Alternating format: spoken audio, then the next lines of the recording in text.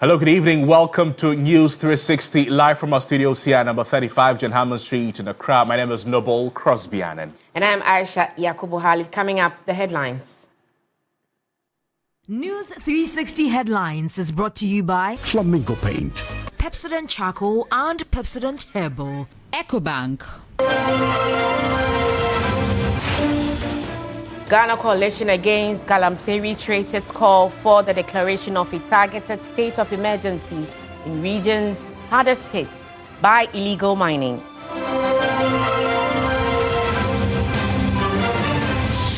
Also in the bulletin tonight, government to begin Appiatse reconstruction phase 3 after raising 112 million cedis through support fund. The Lands Minister, Emmanuel Amakofibua, has confirmed.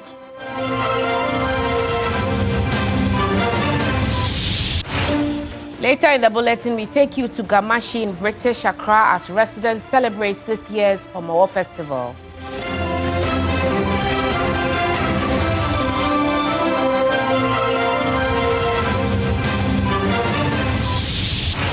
And much later in international news tonight, U.S. President Donald Trump says negotiating a permanent peace agreement is the best way to end the war in Ukraine, rather than a temporary ceasefire that oftentimes does not hold up.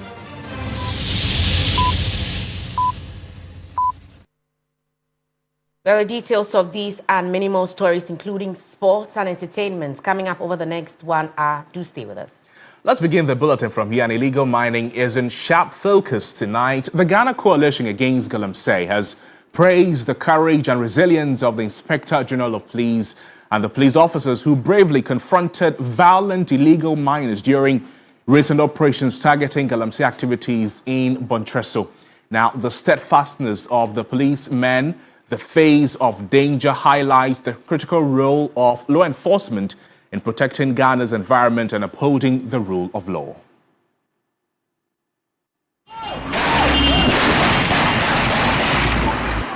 A video circulated widely shows a brutal attack on the police by illegal miners at Bontresso, exposing the lawlessness ravaging the country's mining areas. The Ghana Coalition Against Galamsey condemned the attack as the final straw, coming shortly after the tragic helicopter crash linked to Galamsey operations.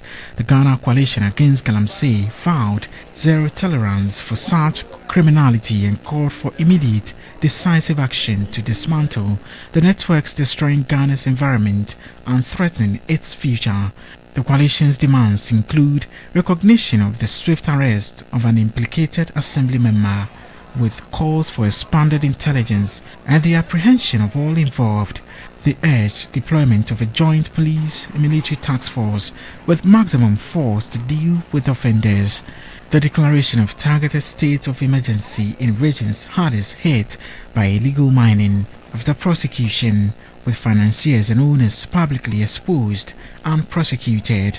Immediate dismissal and investigation of municipal chief executives and local police commanders suspected of negligence or collusion enabling the violence. The Ghana Coalition Against Galamsey warned that the recent police attacks and deaths illustrate the grave consequences of unchecked Galamsey and that Ghana's sovereignty faces direct threat from such impunity. The coalition applauded the IGP's steadfastness but urged swift concrete steps to resolve this national crisis.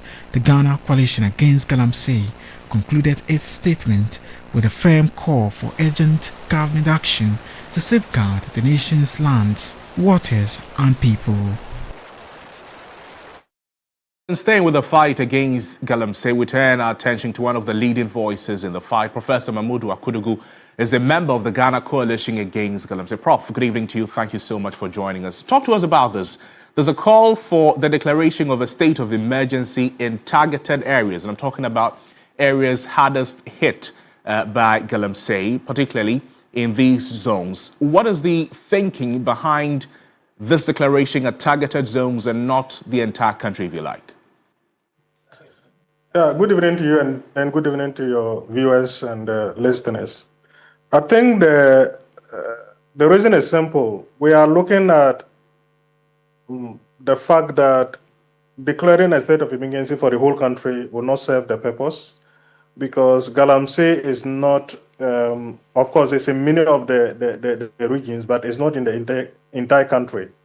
And so it is our firm belief that if we focus on the areas that this Galamsey is endemic and declare the state of emergency in those areas, it will help us to completely deal with the situation and bring it under control, so that we can now have the space to implement some of the interventions, such as responsible community mining that was launched, and unfortunately we lost those 8 compatriots.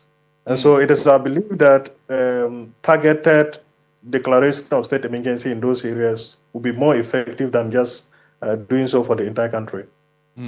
My next question to you would be this. Will you say that the recent helicopter crash has changed public and political urgency on the fight against Galamsey? Absolutely. Especially the public, I believe, almost every Ghanaian agrees that something must be done, and done urgently, to address this environmental suicide and address or deal with these environmental criminals. Unfortunately, it is yet to be seen how the political authorities are going to take advantage of this goodwill across the country in terms of deploying the state apparatus to deal with this matter once and for all, how they are going to take advantage of it and deal with it. And we are only hopeful that the agency with which Ghanaians are calling for action, the political authorities take advantage of it and then deal with it once and for all. Going through your statement, your coalition wants the financiers and owners of excavators confiscated to be hunted down, publicly exposed, and fully prosecuted. Again, you're asking that the statement is also calling for municipal chief executives and local police commanders that they must be immediately dismissed and investigated for negligence or collusion. Talk to us about the thinking again behind these points you raised in your statement. Yeah, the thinking is that we know the bank rollers of this Galamsey are not the people that are normally will be rounded at the Galamsey sites. These are highly sophisticated people sitting somewhere in their offices in suits, in air-conditioned rooms, and procuring these heavy equipment for the destruction to continue. And so if we continue to only arrest those that go to the sites to make use of this equipment, we may be missing the point. So we need to uproot from the base. And to uproot it from the base means that the financiers must be arrested, exposed, and dealt with. So that is the thinking behind that. Because, I mean, you know how much an excavator is. And most of those people in the communities that use these excavators, I'm not sure they can buy 1 or 2 excavators. Recently, we're told that somebody has about 128 excavators. So they seize 3. If they burn it, I mean, that is nothing to the person. So he still has more than 100 in stock to deploy. And so such people must be faced out, exposed, and then prosecuted accordingly. On the other part of the dismissal of the police commanders and the MCEs, we understand when the president was swearing in at the beginning, the ministers, the MCEs, and all that, we were told that Galamsey will be KPI, part of the KPIs for those districts where Galamsey is ongoing. And so it is only fair that if they are failing, these MCEs are failing, they should be shown the exit, because it is a critical aspect of governance performance. Right. If government is, the MCE side is not working well, they should be shown the exit. And same with the commanders of the police in those districts. Now, Prof, very briefly, is the coalition engaging with Parliament or the presidency on the demands you're making in your statement? The coalition is always open. We've made attempts to reach Parliament. We've written to Parliament for engagement. We wrote to the President to engage. He directed us to meet the Minister of Natural Resources, Land and Natural Resources. We did meet him. The minister was supposed to update him, and then we take it from there. We have yet to get those updates from the minister, and this incident happened. So we are very hopeful that we will be given the opportunity to engage further with Parliament, and of course, with the presidency. Thank you very much. All the best. Professor, thank you so much for your time. Professor Mahmoud Akudugu is a member of the Ghana Coalition Against Galamsey, speaking with us there. With 8 Ghanaians recently killed in a helicopter crash en route to launch one of the government's anti-Galamsey programs, pressure is mounting on the government to act decisively and urgently to address the menace. The recent confrontation at Montreal between the IGP's task force and residents has brought to the fore the urgent need to drastically tackle illegal mining. There's more in the following report.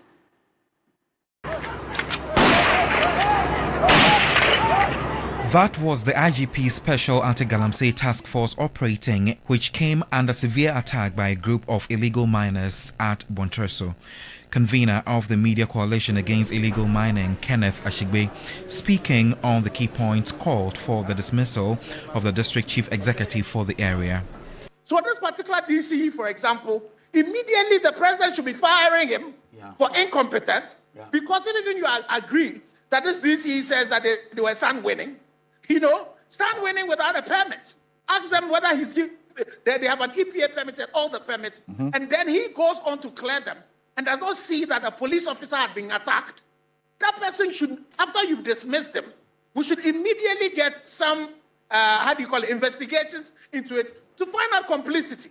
This is where the FICs and co would have to come in and look into the monies that are coming to himself and people who are connected to him. Former Deputy Foreign Affairs Minister Emmanuel Bombade says urgent action must be taken to tackle the menace and avert situations similar to those in neighboring West African countries where illegal mining activities helped fuel civil wars. If you look at the spread of violent extremism and terrorism in our neighboring countries in the Sahel, the routes that these terrorists took, it is not by coincidence that they also went through mining, illegal mining resources. Because that is where they were able to have access to the money to recruit more people. And the more they are able to recruit, the more they are able to confront the state. And so my proposition is, whereas the operational level is important, and even at the operational level, the experts need to redraw their strategy. The former executive director of the West Africa Network for Peace Building, Emmanuel Bombade, also supported calls for the regular reshuffling of security chiefs in mining-prone areas. If you have a police commander in a district for a very long time, under the circumstances of Galamsey, it doesn't matter how that police officer is, you should be prepared that that police officer is going to be compromised. So even at the operational level, you want to recycle very frequently and be more robust and be more frontal and be more forward-looking in terms of sustaining the fight and not just having people there because they are fighting Galamsey. Vice President of Imani Africa, Kofi Bento, stressed that the fight against illegal mining must also target the so-called kingpins behind the operations. For the past 2 decades, 20 years more or less, we've been stirring this thing and playing fiddles with it. Right. All right? Which is why I'm saying we are pretending to be fighting Galamsey. Who does not know that politicians in this country are benefiting from Galamsey? Who does not know that DCs are involved in Galamsey? Who does not know that the security services are complicit? At the highest levels, when we catch people who are doing Galamsey, we just say we'll deport them. And the policy of this government or so has been articulated to the extent that when we catch them, we won't prosecute them, we'll just send them away. If we have serious national intelligence or what they call national security, they should be swarming in those areas, identifying the kingpins, and making sure we are dealing with them decisively. Security expert and retired military officer Colonel Festus Abuaje called for stronger investment in intelligence gathering and hash up, including jailing foreign nationals involved in the illegal trade. The aim, which is I call the main effort of the government or the state must not be to go and arrest those foot soldiers. Let us deploy resources, intelligence, political will, organize task forces from outside of areas and send them in to take out the heavy equipment. Right. If needs be, let us buy back some of the caterpillars that are, over and beyond what we need. And not deport, jail all foreigners without exception. Illegal mining, popularly known as Galamsey, continues to devastate the country's forests, farms and water bodies despite the fact that government is taking action to tackle the menace. Civil society organizations, CSOs, continue to press on the government to declare a state of emergency in areas affected by Galamsey, but government is yet to heed to that call.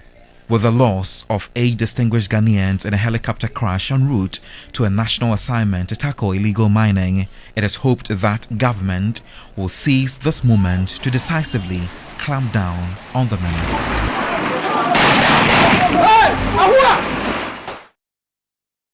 And still on national challenges now to the Appiatse community, because the Minister for Lands and Natural Resources, Emmanuel Amakofiboah, has announced plans to commence the third phase of the Appiatse reconstruction project following the accumulation of 112 million cedis in the Appiatse Support Fund. However, concerns have been raised by the Secretary of the Phase 3 project victims, Joseph Abu, over structural defects emerging in Phase 1, prompting calls for improvements in the design and implementation of the upcoming phase. Following the commissioning of 124 housing units in Appiatse's first reconstruction phase and the sword cutting ceremony for Phase 3, 68 landowners whose properties were acquired for the project felt neglected. Despite the involvement of then Vice President Dr. Mahmoud Bawumia, they protested due to what they described as lack of transparency and unresolved compensation issues. We give glory to God that we are still alive to see this day. So what I'm saying to the people of Ghana is that we are pleading with everyone to still support so that at least the 68 victims who are left will also get places to put their head. Just a year after the commissioning of the Phase 1 buildings, occupants are reporting defects, claiming they had alerted the contractor during construction. Unfortunately, their warnings were ignored. There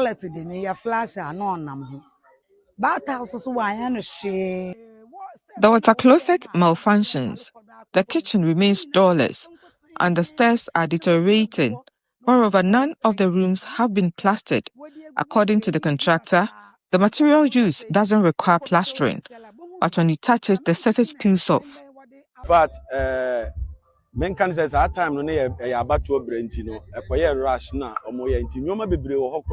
seems the construction was rushed through, possibly due to the approaching elections, and handed over without considering crucial details.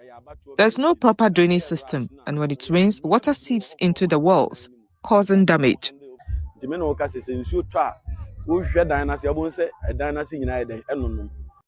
It is in this regard that Secretary of Phase 3 victims, Joseph Abu, has urged for an improved design and execution of the Phase 3, while appealing to the Reconstruction Committee to involve them. Looking at the challenges that the Phase 1 people are facing, the Phase 3 buildings should have a better version of what we are seeing in Phase 1. Aside that, one thing that we'll call for is that when we build our homes, we're having halls, toilet and bath, kitchen and corridors. But if they should come and build just one single room for us and say that we should be in it like that to compensate, I think that is not fair. Meanwhile, Lands and Natural Resources Minister Emmanuel Amakofiboah and the Western Regional Minister Joseph Nelson have assessed the Phase 1 and Phase 2 construction sites with the intent of exploring ways to improve the project for Phase 3. We were told that they had a lot of structural defects with some of the projects. We are going to focus on Phase 3, but before we do so, based on the information, we will do those assessments, understand the structural defects and see how we can help address it. I think it's also important that some of the issues they raise about our recreational amenities, healthcare, and even businesses for people who have lost property are things that we have to look at it. He revealed that the Appiatse Support Fund has raised 112 million cedis, with 60 million cedis spent on the 2 phases.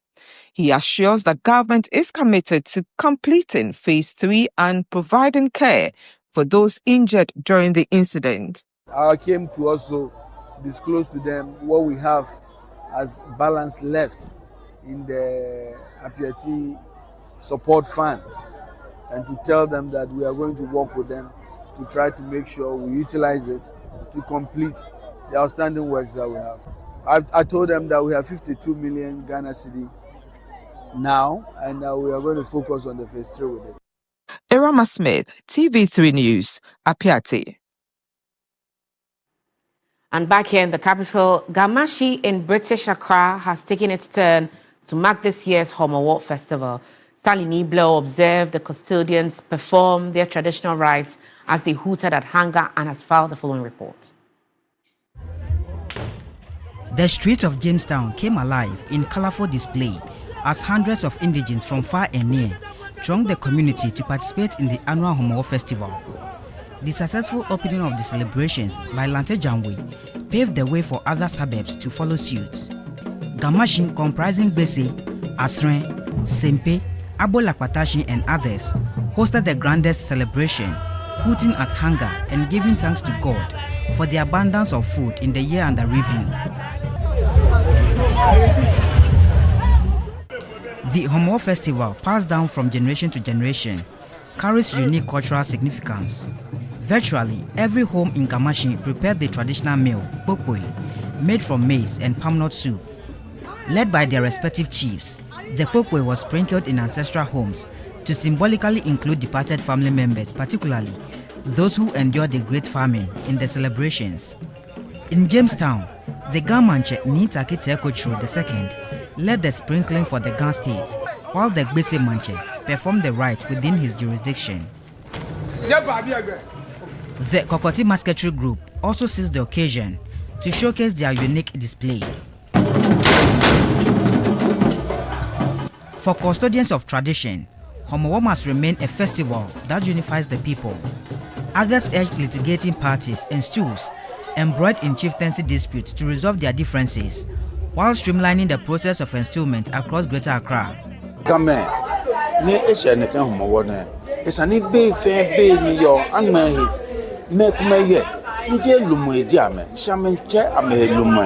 The people of Galamsey must use this Homowo season as an opportunity to foster peace and unity. It is essential that only those rightfully due for installment are crowned as chiefs. This is the only way to ensure that sanity and lasting peace prevail in the community. Following Homowo is Ngowala, a communal and family gathering that fosters reconciliation, strengthens neighborly bonds, and petitions for longevity of life for the people. On the day of Ngowala, those who have been at odds reconcile, paving the way for us to come together and plan for our collective future and that of the community. La and Teshin are next in line to observe their celebrations, while Nungwa will climax the festivities. If you missed out on the Galamsey Homowo, you can still participate in the La and Teshin festivities, particularly the Lolemlintamo, Ashaga and Panshimo. Stanley Niblo, TV3 News, Accra. Well, as culture took center stage, some women are also taking center stage and breaking barriers in drumming. In some Ghanaian traditions, women are barred from playing drums due to some spiritual inclinations. While there are many reasons behind this inhibition, such as menstruation, women of today, passionate about drumming, they are seen breaking these norms. Nura Mohammed explores the situation further in this report.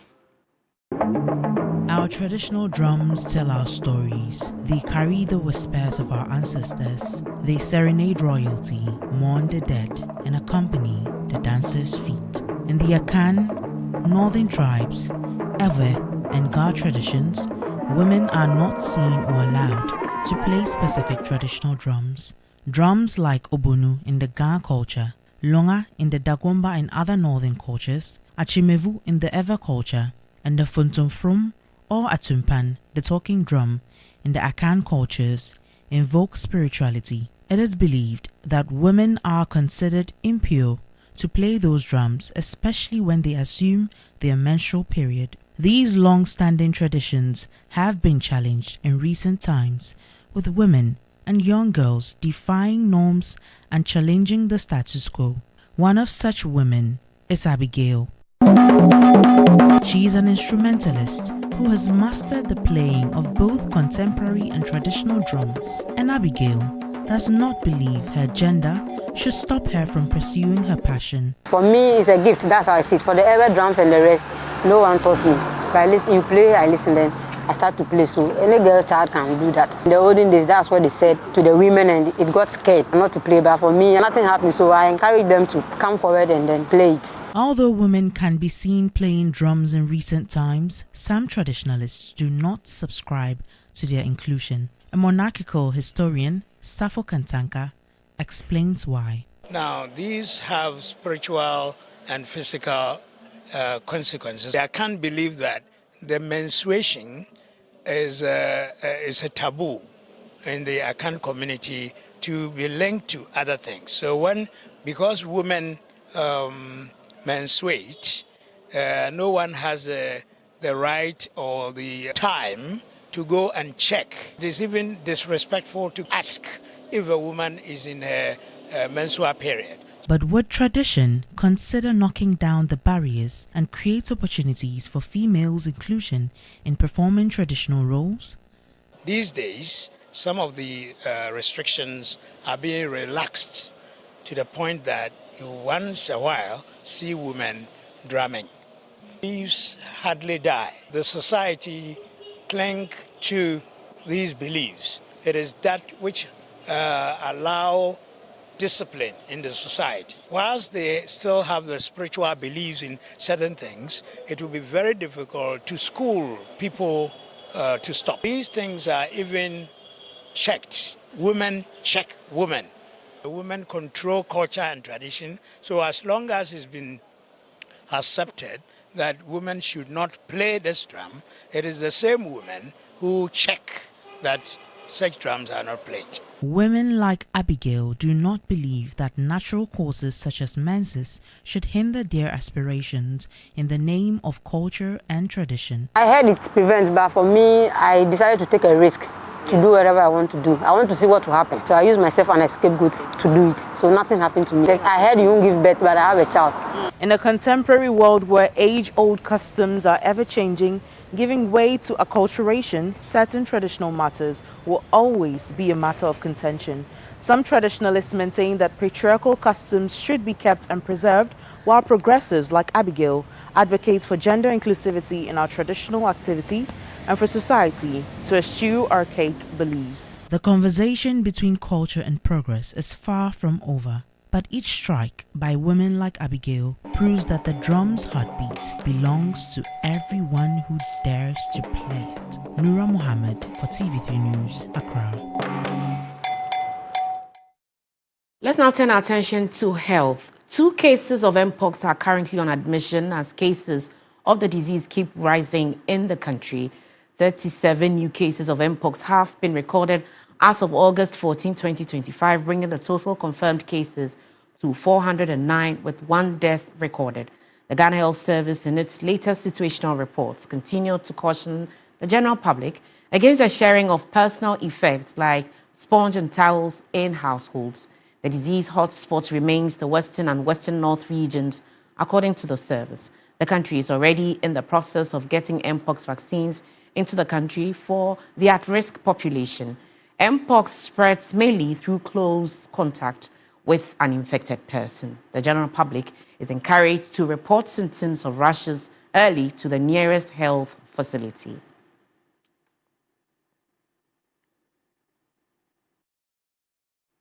Now, still on health-related matters, rural healthcare in Ghana is in a state of crisis, a reality largely driven by the reluctance of health professionals, particularly nurses, to accept and remain in hard-to-reach communities. While the nation's health system faces a countrywide shortage of personnel, the problem is most severe in rural or hard-to-reach areas. A report by Belinda Tete. According to a 2018 analysis by the Ghana Health Service, there's a significant human resource deficit with a 41% vacancy rate for required staff. While the national average is concerning, the disparity is far more severe in rural areas. A 2022 Ghana Health Service holistic assessment revealed a score of 0 for the Next Population Equity Index, indicating a failure to meet targets for equitable distribution of health personnel. This chronic understaffing leaves the few committed nurses who accept rural postings overworked and on the brink of burnout. We are only 2 here, which makes the work very difficult. Currently, as I'm speaking, my colleague is on maternity leave, meaning I'm the only one to render the services here. I do weighing, OPD attendance, even if when there is a delivery that needs to be delivered emergency, I have to stand in for, making the work very difficult for me. Additionally, the deplorable nature of the roads in rural areas also compounds the issue of residents. For a community like Subenso, this is not just an inconvenience, it is a barrier to healthcare. When we have to transport an emergency case to the sub-district, we find it difficult. If it's a pregnant woman, sometimes before you get to the sub-district, the person has already delivered in the tricycle already. Beyond the issue of human resources and road networks, the very tool for effective healthcare delivery is scarce. This reality is compromising quality care at the Buchensu Chips compound. Some basic equipment that we need to use as nurses to render quality care, we are also facing challenges with that. Talk of BP apparatus, thermometer, weighing scale, then the standing scale, we have challenges on that. That is a triage which used to determine whether this person needs an emergency service or not. If you don't have these things, how then do you assess such a patient? It will be very difficult. We don't have a delivery bed, we lack delivery bed. And when you look inside, we have our books in boxes on the floor, which we need a shelf so that we can pack them all on it. He's making an urgent plea for the construction of an accommodation structure that can house at least 4 nurses. These, according to him, would attract and retain nurses. We are pleading if a structure that can accommodate nurses can be built, that will get like 4 or 5 nurses to this place, it will be very good for us. Meanwhile, the Bono East Regional Director has expressed concern over the attitude of some communities who tend to overprice accommodation for health workers. Some of the staff reports that once they see that you are a nurse, the rates are very high for you when it comes to accommodation. They should be considerate and know that research shows that when you have more health professionals, they are able to respond to emergencies on time. Quality healthcare cannot be delivered without the right tools. Equipping rural health facilities is a direct investment in the health and well-being of rural communities. Belinda Tete, TV3 News, Bono East Region. You're watching News 360. We're also live on all our social media platforms at TV3 Ghana. We're back with more stories after this break. Please stay with us.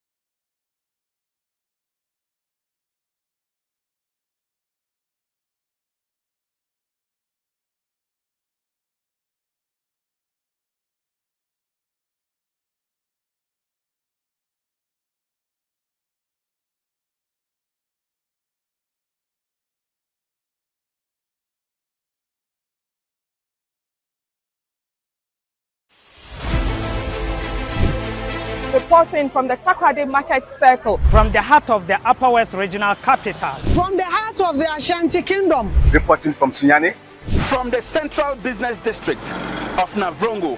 The parliamentarians are on recess. This is where it all unfolds, the moments that potentially alters the course of our nation and the world.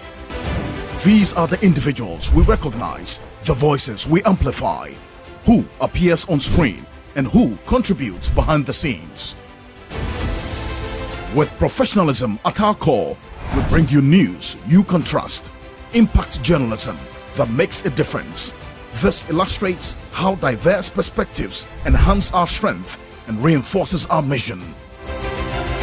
This is 3 News, leaders in breaking news, exclusive interviews, facts and analysis on TV, radio, online and digital. 3 News, first in news.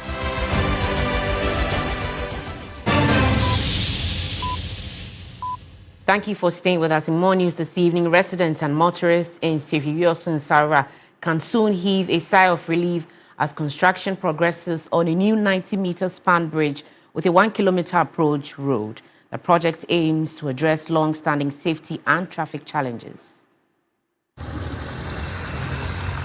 The existing bridge has been deemed unfit for purpose, creating significant hazards for both pedestrians and motorists. Its narrow structure makes two-way traffic difficult, forcing vehicles to compete for space. The construction firm working on the new 90-meter span bridge has intensified work, deploying day and night shifts to ensure timely completion. The project was awarded in January 2023. After commencement of the project, we faced some little challenges. That was the design. It took us almost about a year before the design. So the actual time of starting this bridge is around June 2024. And we realized almost half of the time is gone. So we have to approach to the method of 24-hour economy. So we have to work in sometimes 2 shifts, sometimes 3 shifts. At the same time, too, the 24-hour economy help employment in the village here. This initiative aims to minimize delays, improve efficiency, and provide employment opportunities for local workers in multiple shifts. I'm actually impressed with the work so far because the contractor has taken extra steps to even work during the night when it becomes necessary in order to catch up and complete the work on time to be able to hand over to the government of Ghana. So I think it's a good thing for other contractors to follow suit. The initiative has received praise from local authorities and residents who have long awaited improved road networks to boost economic activities. The project has already faced delays, but the contractors' recent round-the-clock efforts have given us renewed hope. We remain optimistic that work will continue uninterrupted until completion. The pace of work is commendable, and we urge the contractor to maintain this momentum, given the critical importance of this road network. The adoption of the 24-hour economy model by the construction company sets a precedent for other firms. Once completed, the bridge will not only enhance safety, but also improve transportation efficiency in the Western North region, supporting economic activities and reducing travel time for commuters. Now, only about 27% of roads in Ghana are tarred, leaving the remaining 73% untarred and often in poor conditions, making travel difficult for many communities. In a bid to improve accessibility and boost transport efficiency, government rolled out the District Road Improvement Program, or DRIP, to tackle these challenges. My colleague Christopher Marco, he attended a training workshop for DRIP coordinators in the Northern Zone and Fathers Report. The District Roads Improvement Program, DRIP, which was launched in July 2024, aims to improve connectivity and accessibility of roads to boost economic activity and create jobs, particularly in rural and peri-urban areas. Each metropolitan municipal and district assembly was provided with heavy-duty equipment for road maintenance and rehabilitation. Since the arrival of the drip equipment, several roads linking her to rich communities in the northern parts of the country have been opened to facilitate better access to essential services, markets, and economic opportunities. I've been told that committees have been put in place to ensure that this equipment are able to work very well to the satisfaction of the residents within the municipality, and to at least achieve the aim for which they were procured for the various district assemblies. At a training workshop for district and regional drip coordinators for the Northern Zone in Tamale, National Coordinator of the program, Neelante Vanderpoy, is optimistic that drip will be a game changer for the country's road deficits. We are being sustained under the District Assembly's Common Fund.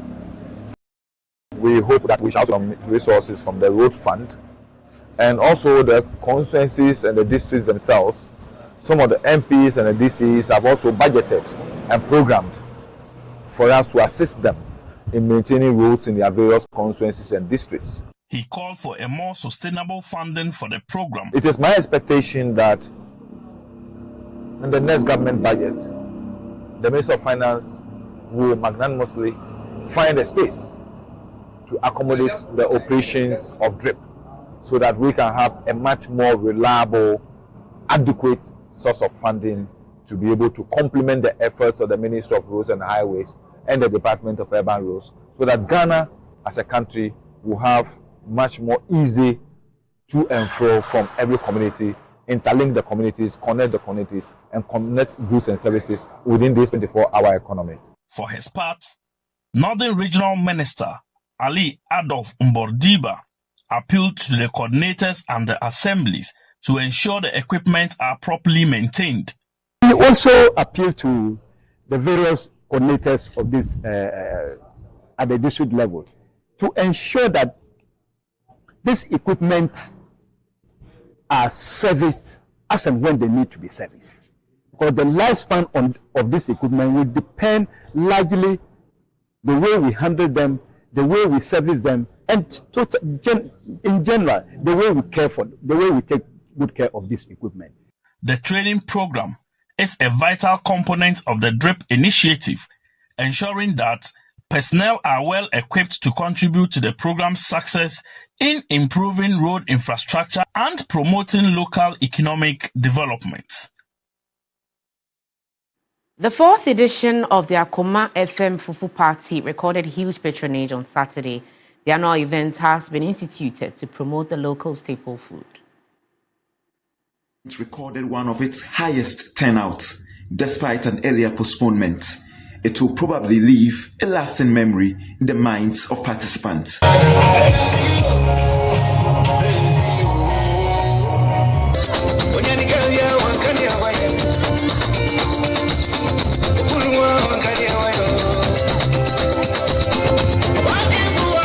The annual event aims at promoting fufu, the local food. Eating together brings unity, and over the years, as we've organized it, it keeps improving. And I think it's just not about eating, it's about the unity, meeting people, and then also promoting the local cuisine. Fufu is a local cuisine in Ashanti region and in Ghana as a whole. So patrons were also encouraged to bring asanka to preserve the heritage.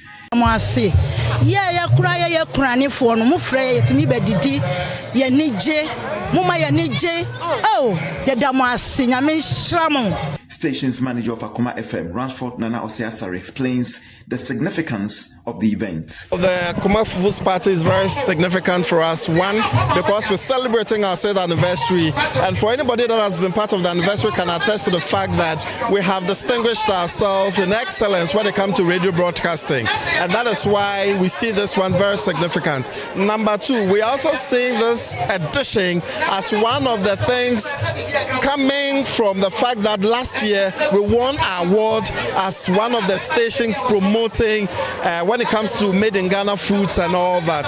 We'll continue to use what we do each year as the basis to do more. This year we also had a lot of people coming to support us because they know how well we have always been organizing the Fufu Party. In fact, don't be surprised if you see Fufu Party not just in Ashanti region but in some other regions as well, because I've received a number of calls from people who know me and then the station, and seeing what we are doing today, they wish we could do it for others.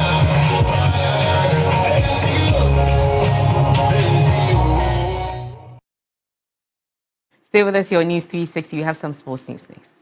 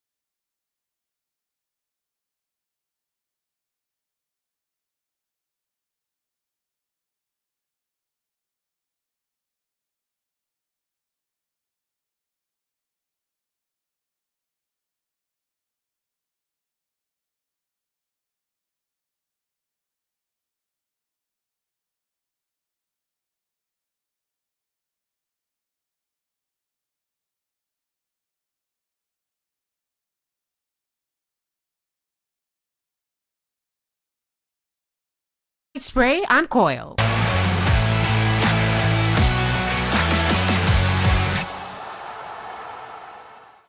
Hello, good evening and welcome to the sports segment here on News 360. My name is Bill Ishen.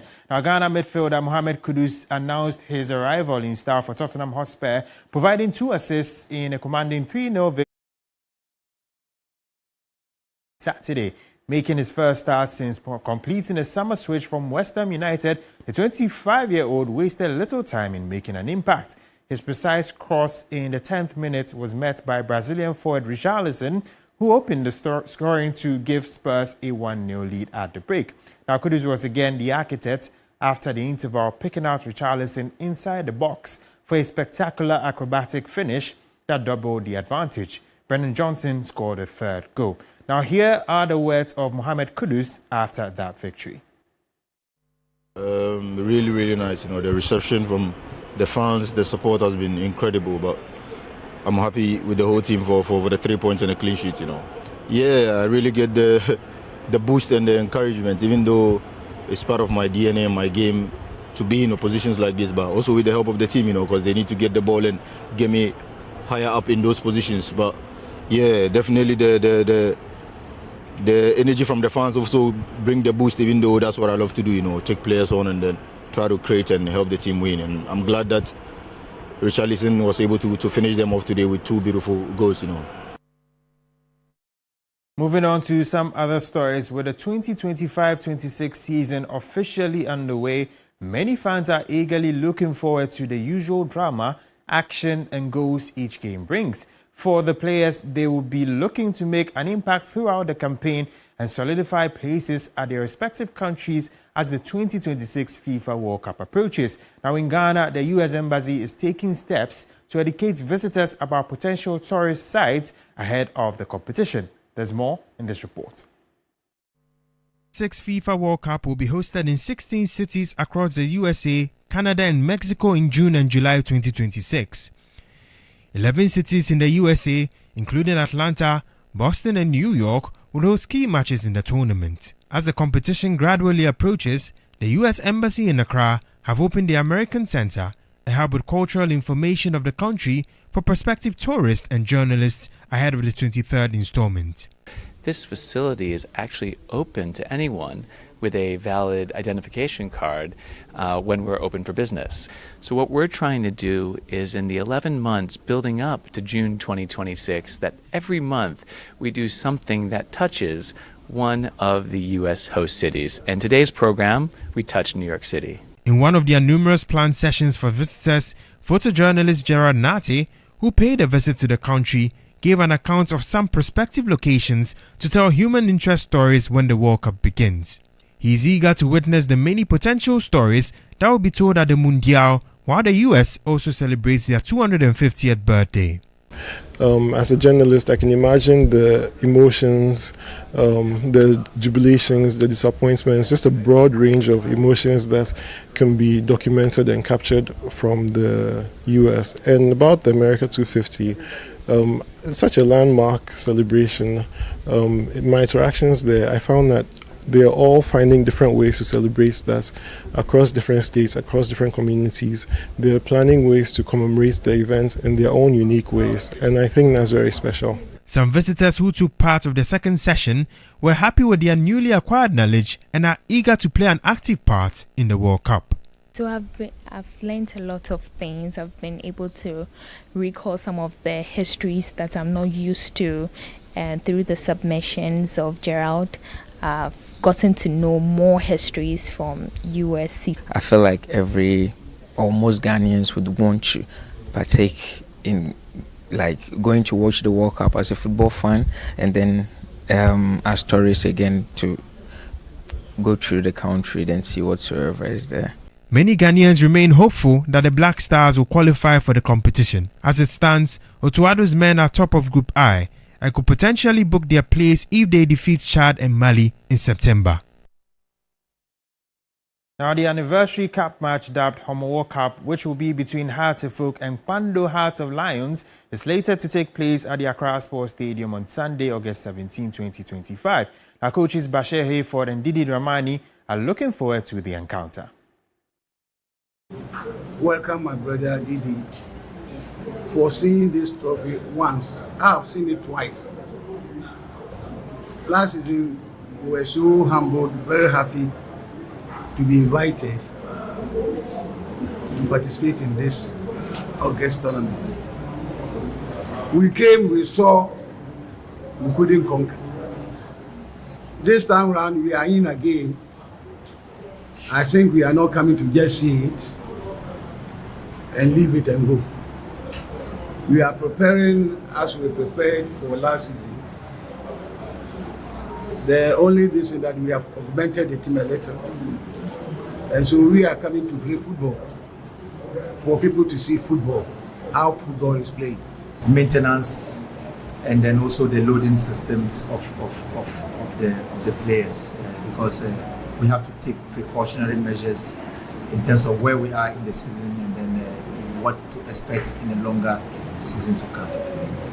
So we expect to be able to put in something that will show what we have for the season, and then progressively we develop from here. Now to our final story. Ghana's top 7 men's 100-meter sprinters have arrived in Texas, USA for a secluded training camp at Texas A&M University Commerce ahead of the 2025 World Athletics Championships in Tokyo. Now, Now, the camp is organized by Ghana Athletics, which with close coordination and financial support from the Ghana Olympic Committee and facility support from Texas A&M University Commerce. Athletics coach Elom Amenepo believes the short training window will not help Ghana's chances of winning the medal. Whereby we are having just 2 weeks of prep to major competition, I don't think it's helping us. Let's be realistic with ourselves. If there's any team on individual if there's no individual in the Ghana team right now that can win a medal at the World Championship, realistically as a coach, that is how I feel, and that is what I believe in. But when we talk about the 4x1 team, like that is a team that can win a medal. Because we have guys running the sub-10, we have guys that are good. We have the team. We have about 6 or 7 athletes that can make that happen. But I don't think we are giving them that attention that they needed as a nation. Like, since 2019, they have been on the scene, showcasing Ghana, being there. The last time they came too close, so close, was at Oregon when we finished 5th in the final. You understand? That would have sent a message that, look, this is a team that we can invest in. This is a team that we can give exposure. This is a team that when we give them the needed attention, they should be able to be winning international medal. That's it for the sports segment here on News 360. My name is Bill Lisha, and entertainment is up next. Entertainment news segment is brought to you by GTP Lifestyled and Napa Foods. Heaven Black Insecticide Spray and Coil. Powered by 3 Entertainment. In entertainment news tonight, rapper Sean Kingston was sentenced on Friday to 3.5 years in prison following his conviction in a $1 million fraud scheme based in South Florida. Kingston, whose real name is Kenshin Paul Anderson, and his mother, Janice Eleanor Turner, were each found guilty in March by a federal jury on charges of conspiracy to commit wire fraud and 4 counts of wire fraud. Turner received a 5-year prison sentence last month. Prior to sentencing, Kingston addressed U.S. District Judge David Lebowitz, expressing remorse and stating he had learned from the experience. His attorney requested a delayed surrender due to medical issues, but the judge denied the request and ordered Kingston into custody immediately. Kingston, who is 35, and his mother were arrested in May 2024 after a SWAT team raided Kingston's rented mansion in suburban Fort.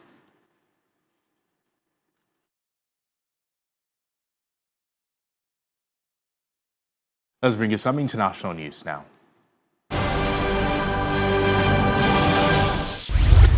U.S. President Donald Trump says negotiating a permanent peace agreement is the best way to end the war in Ukraine rather than via a temporary ceasefire. On his way to meet Putin in Alaska, Trump said he wouldn't be happy if he left without a ceasefire, but afterwards posted on social media that ceasefires oftentimes do not hold up.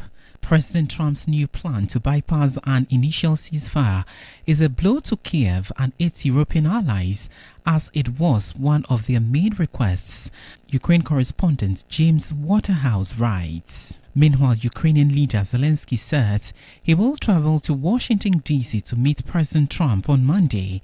No agreement was reached at the Alaska summit. Trump insisted progress was made, while Putin said he was sincerely interested in ending the conflict. The African Union has backed a campaign to end the use by governments and international organizations of the 16th century Mercator map of the world in favor of one that more accurately displays Africa's size. And that's it for this evening's edition of News 360. Thank you so much for sticking with us. My name is Ayisha Yakubu. And I am Noble Crosby. Annan. Good evening.